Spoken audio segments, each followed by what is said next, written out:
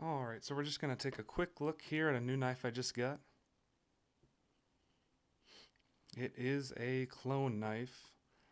Unfortunately, I don't have thousands of dollars to get the real one, but this is a pretty amazing knife, so just take a quick overview here. Hopefully it's getting in the camera here for you guys.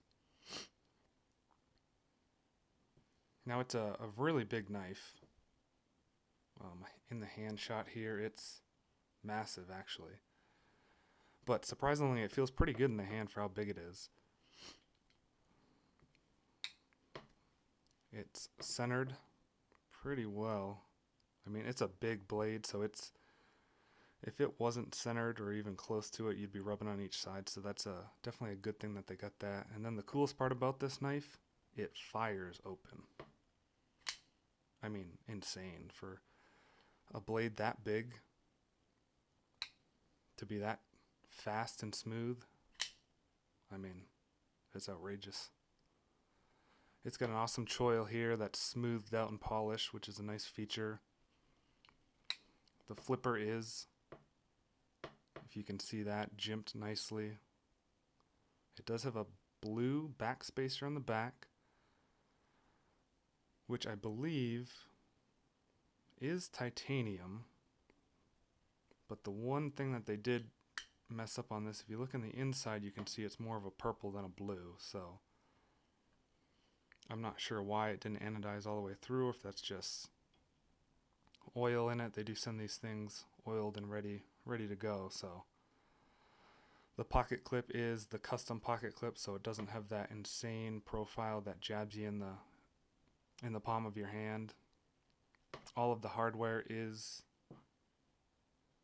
like the Microtech hardware, the triangle, both sunken and raised screws.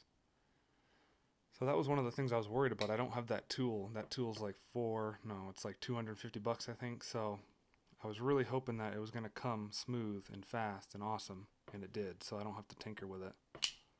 I mean, it's deafening how loud it clacks open like that. So it's pretty awesome. I mean, I am definitely impressed. Try to get a close-up view for you if you can see that.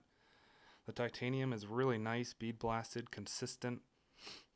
Again, the backspacer is, I mean, pretty awesome. It's 3D designed, milled, whatever you want to call it. It's raised out here on the back with your lanyard hole being part of the backspacer and also raised out away from the handle. Pocket clip sunken in, can't move it anywhere, but it's tip up, so it's how I like it, right-handed. And the fit and finish is just pretty remarkable. I mean, everything lines up. The blade grind, again, crazy. Is a really good blade grind. It came really sharp. I do have a friend that did put a Wicked Edge mirror polish on it, so that definitely makes it even look awesome, or more awesome. So I would recommend that if you have the ability to do that. I do not, so I just try to keep it as awesome as it is from the factory before I start to hack away at that edge. The thumb stud, which I think is more of a blade stop, is really nice, big, 3D designed. The whole thing is just amazing. Smooth. The lockup is about 50%. I don't know, maybe a little less than that.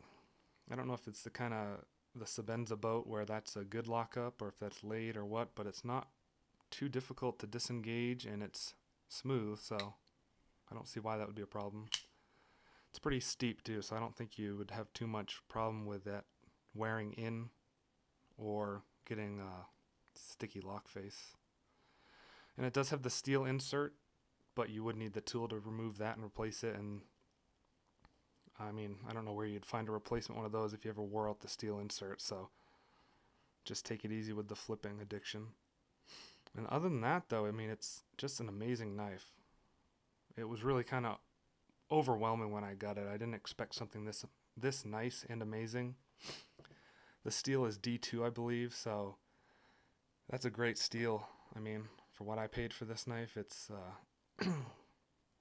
you really can't beat it. Smooth, awesome, and it's from the factory like that. I didn't have to do the hour or 2 hours of messing with it to get it perfect, but yeah, it's just really awesome. I'm really happy with it. All right, guys, thank you so much for watching.